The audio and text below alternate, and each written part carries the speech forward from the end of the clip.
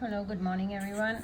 We will be doing the IA32 Pentium example. We'll be looking over how it evolved and later about the addressing modes, which is most frequently asked questions in a lot of papers. Okay, so we'll quickly run through the evolution of how did it got evolved, which year did it what are the different generations of processors that we've come across. Okay, so the Intel Corporation uses the generic name Intel architecture for processors in its product line, and this is basically the 32-bit memory addresses and the 32-bit data operands. So if we generalize this whole thing of the processors having 32-bit memory addresses and 32-bit data operands, we call them as IA32 processors, and the most recent is the Pentium series.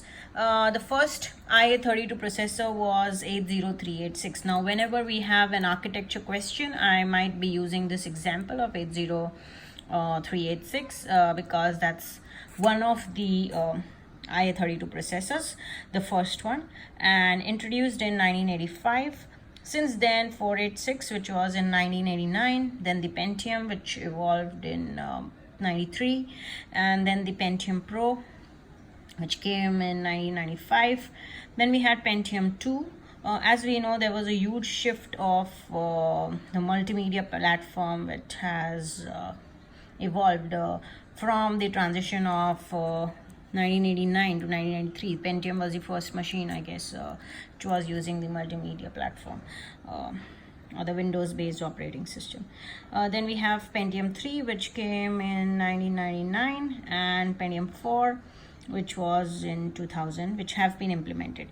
Now these processors have increasing levels of performance achieved through a number of architectural and microelectronic technology improvements, and the evolution of the IA family is, of course, we are not going to do everything in this particular unit, but they have a lot of instructions which are based on the multimedia graphical information and also for vector data processing.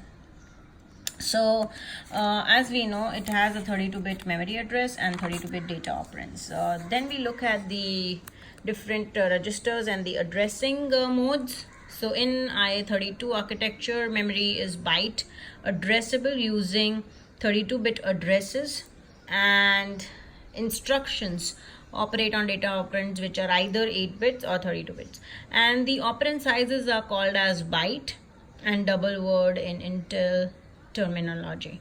So as we know, 8 bits will be byte, 32-bit will be double word, and 16-bit will be word. And so we will be using Little Endian addressing, which I'll be explaining in the next 5 minutes. But basically, the Little Endian addressing mode will be used, and multi-byte data operands may start at any byte address location. They need not be aligned with any particular address boundaries in the memory, because we may have 8-bit number or a 32-bit number. Let's just quickly look what do you mean by Big Endian and Little Endian.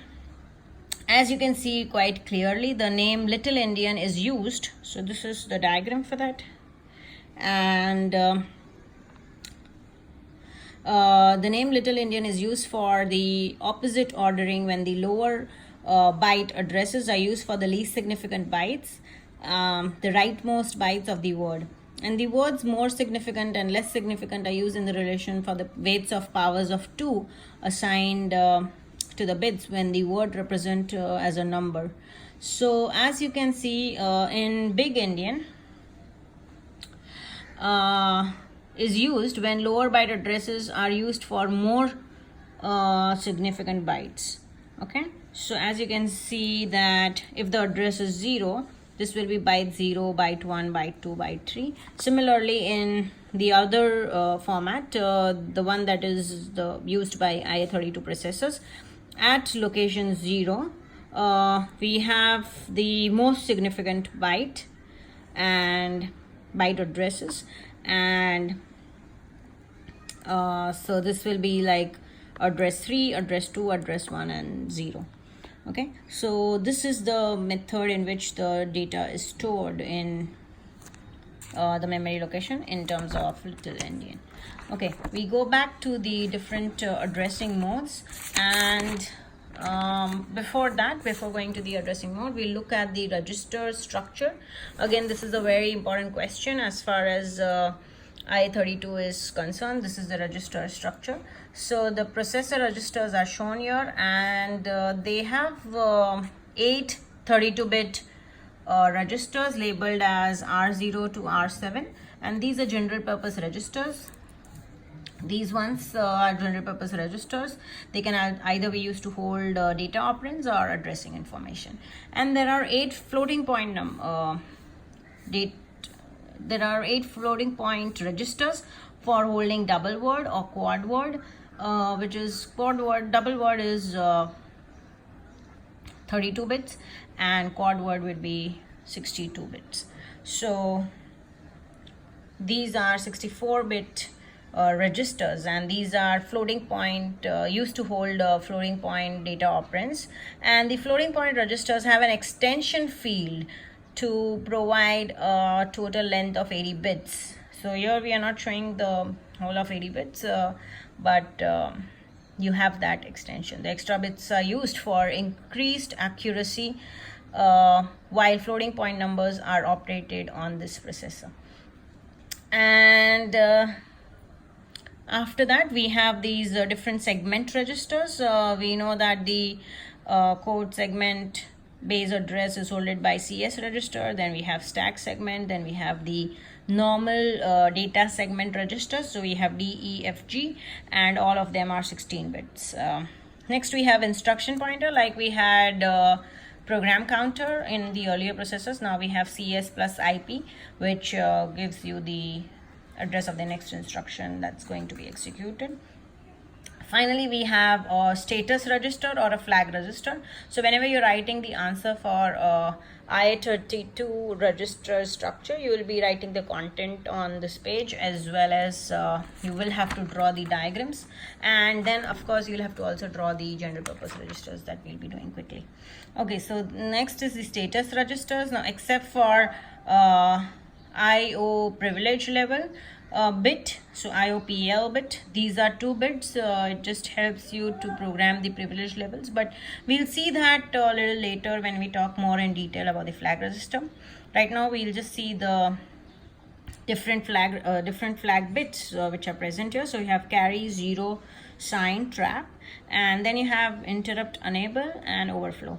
So you have a non-maskable interrupt, and then you have INTR line, and INTR is a maskable interrupt, and it can be controlled very easily by using this interrupt enable bit which is shown here. And finally, we also have these registers, which are compatibility of IA32 register structure with the earlier Intel processor register structure. So here we have the names as R0 to R7, but they are also called as, or they can also be referred as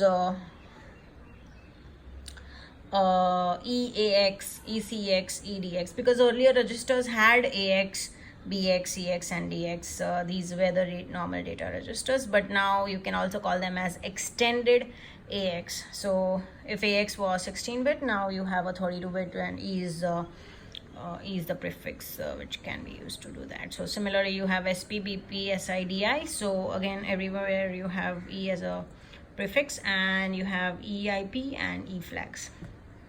So the next topic that we'll be doing is IA32 addressing modes. Okay, thank you everyone.